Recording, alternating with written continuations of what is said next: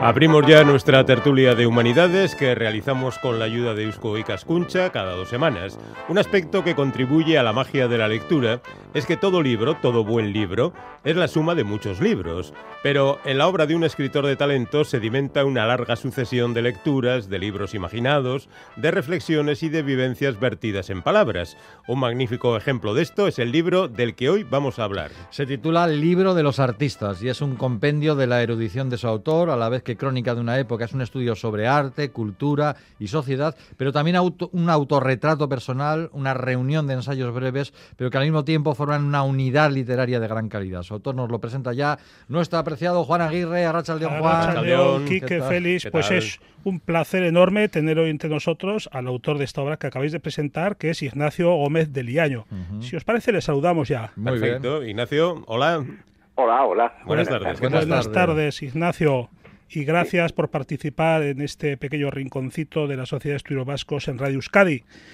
Ignacio Gómez de Liaño es filósofo, poeta, novelista, ensayista, diarista y traductor. Doctor en filosofía, ha ejercido la docencia en universidades de España, de Japón y en China. En las décadas de los años 60 y 70 desarrolló una gran actividad en el campo de la poesía experimental y fijaros que fue pionero en la aplicación de las tecnologías cibernéticas al arte.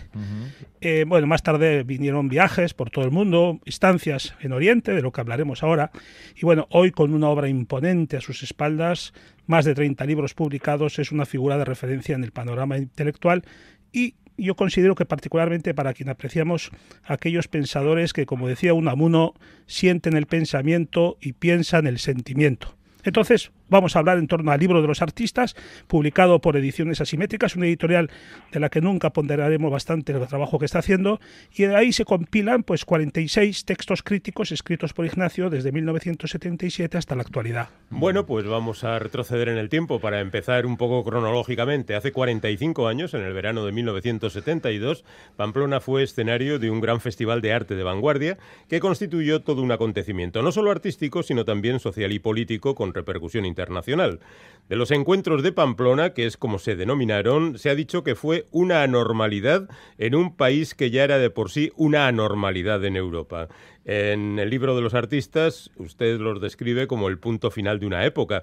Ayúdenos a entender, aunque sea a grandes rasgos, lo que significaron aquellos encuentros de Pamplona en los que usted participó. Bueno, si decía que era el punto final de una época es porque yo vi en los encuentros de Pamplona la culminación de toda una corriente de experimentalismo artístico y en particular dentro de la poesía que había empezado, se puede decir, por lo menos a lo que a mí se refiere, en el año 64.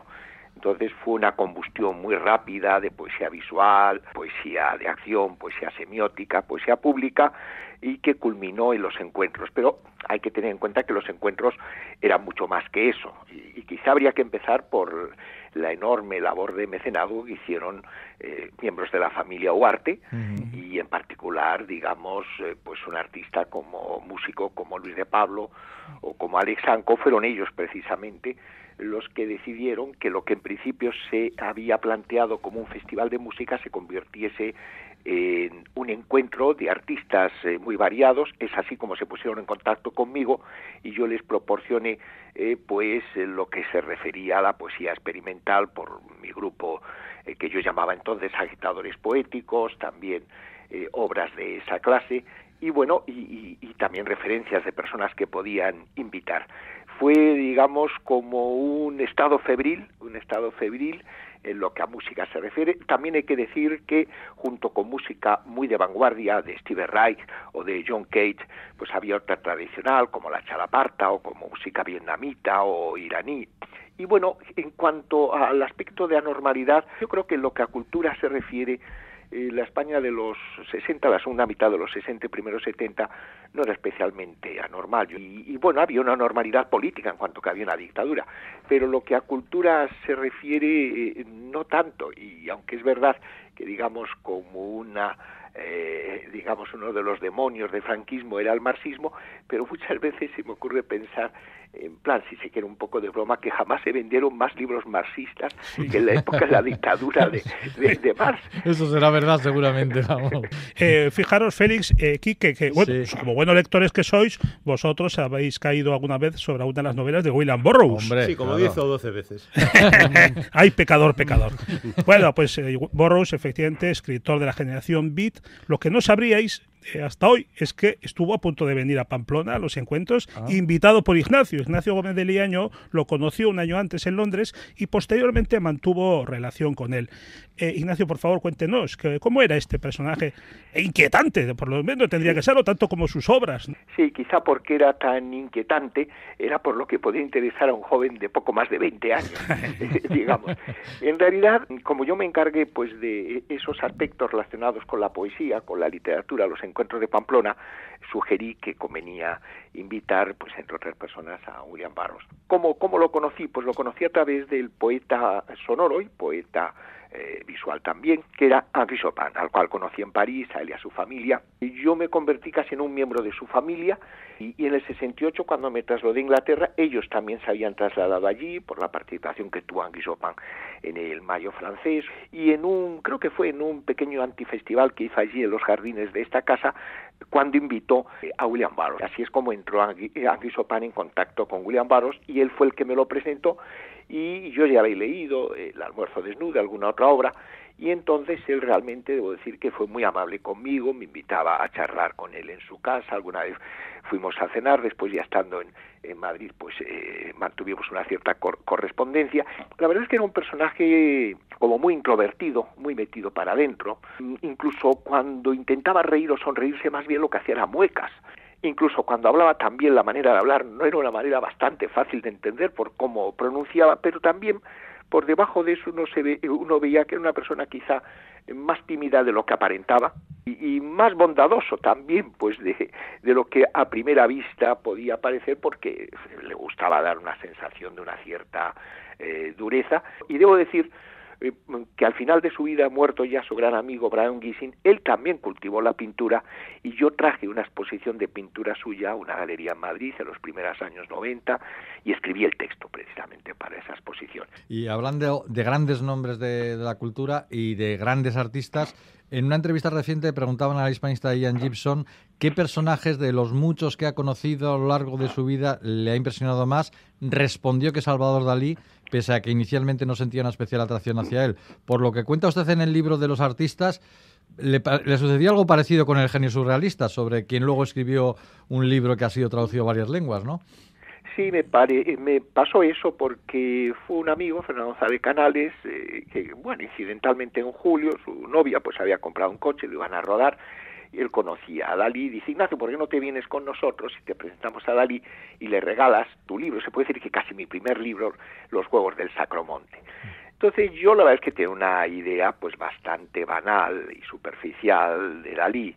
Digamos, un poco el Dalí según lo presentaba a los medios como un gran fantasmón, por así decirlo.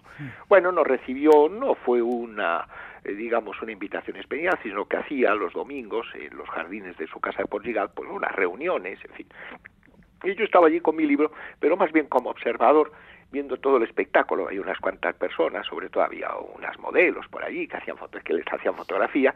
Entonces él, que era un gran observador, de pronto se dirigió a mí, que me había colocado más bien lejos en ese patio, y dice: ese libro que lleva en la mano, ¿de quién es? Y digo: pues ese libro que llevo pues es mío. Dice: sí, eso ya me lo imagino. Pero yo le pregunto ¿quién es el autor? Digo: sí, es que ya le he contestado, yo soy el autor. ¿Cómo se titula? Los Juegos del Sacromonte. Entonces le expliqué mínimamente que se trataba de una falsificación morisca de la época de Felipe II, y ya él, digo: venga usted para acá. Y me sentó a su lado, me preguntó por su museo, y yo le dije: pues todavía vino a verlo. Entonces fui a verlo al día siguiente y le comenté que me había sorprendido porque había visto relaciones con el Teatro de la Memoria, Giulio Camillo. ¿Qué es eso? ¿Qué es eso?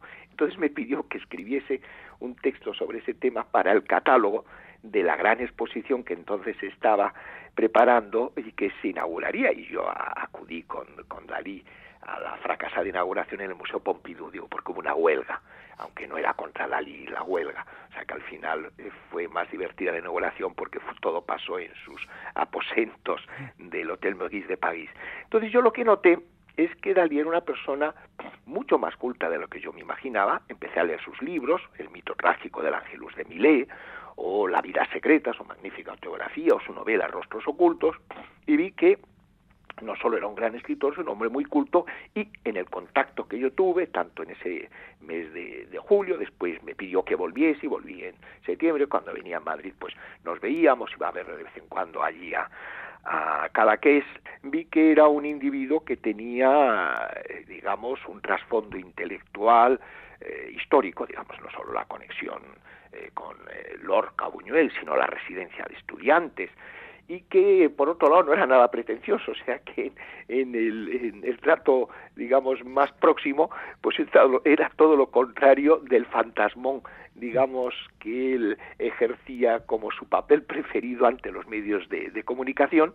Y tampoco quiero ignorar, por supuesto, a Gala, que tampoco se preciaba de ser muy amable, y sin embargo, yo con el tiempo acabé teniendo no solo un gran respeto, sino un gran afecto hacia Gala. Una parte bastante importante de las investigaciones filosóficas y de la producción literaria de Ignacio Gómez de Leaño se asienta en sus experiencias viajeras, por casi todo el mundo algo hemos anticipado ya, ¿no? Él intenta mostrar, o muestra, de hecho, que el valor civilizatorio de viajar, ¿no? Y a mí esto, pues leyéndole, me ha recordado aquello que solía decir nuestro paisano Pío Baroja a propósito de nosotros, de los vascos. Decía que el vasco, en cuanto pisa la cubierta de un barco, pierde su bagaje de intolerancias. Pero esto, profesor Gómez de Leaño, no creo que sea exclusivo del vasco, ¿verdad?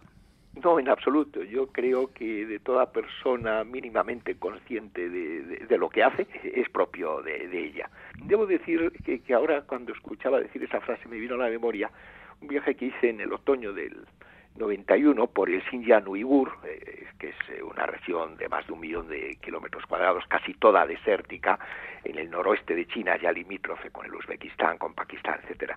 Claro, las condiciones eran muy duras de viaje en todos los aspectos, y lo que allí se veía era más bien como un mundo, no diré medieval, sino de la antigüedad. Lógicamente uno, pues para buscar alojamiento, para comer o para lo que fuese, pues tenía que trabar relaciones, o sea, no se podía hacer un viaje, no era un viaje organizado. Entonces, yo lo que noté en todos esos cientos y cientos de kilómetros de viaje por el desierto, lógicamente en compañía de uigures, me di cuenta que todos los seres humanos nos parecemos mucho, aunque las lenguas sean muy diversas, digamos, la geografía también.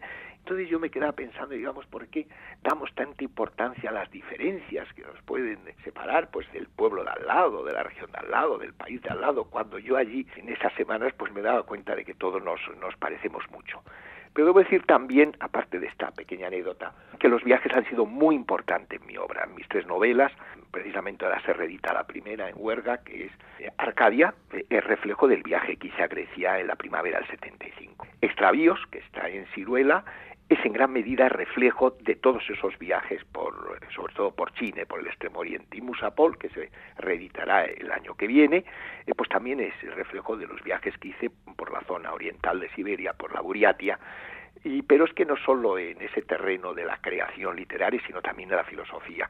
Quizá mi investigación filosófica principal es el Círculo de la Sabiduría, donde no solo reconstruyo los diagramas de tipo sapiencial que utilizaban los grupos gnósticos y maniqueos de los siglos II, III y IV, sino la influencia que tuvieron esos diagramas en la creación de los mandalas budistas, sobre todo los tántricos. Sin esos diagramas generados en el mundo helenístico romano, pues no habrían existido los mandalas budistas. Es decir, que ya desde Alejandro Magno, es decir, del siglo IV antes de Cristo, se establece una relación muy grande entre el mundo digamos mediterráneo o europeo, para entenderlo, con el mundo extremo oriental, pasando a través de de la India. Bueno, hemos rozado superficialmente todos los contenidos, algunos de ellos se pueden encontrar en este libro de los artistas de Ignacio Gómez de Liaño. La recomendación es que lo busquen ustedes, está en ediciones asimétricas, que lo disfruten porque hay mucha materia y que, si es posible, discutan también sobre los contenidos como, de alguna manera, en buena hermandad hemos hecho hoy en este programa. Ignacio Gómez de Liaño, muchísimas gracias por pasar por nuestro programa. A todos ustedes. Muchas Hasta gracias. la próxima. Adiós. Un abrazo. Ignacio. Juan, hasta dentro de 15 días. Venga. Agur, agur. Let's tell you a story about a girl I know. Or should I say a girl I used to know? 1971 in England, fresh off the plane.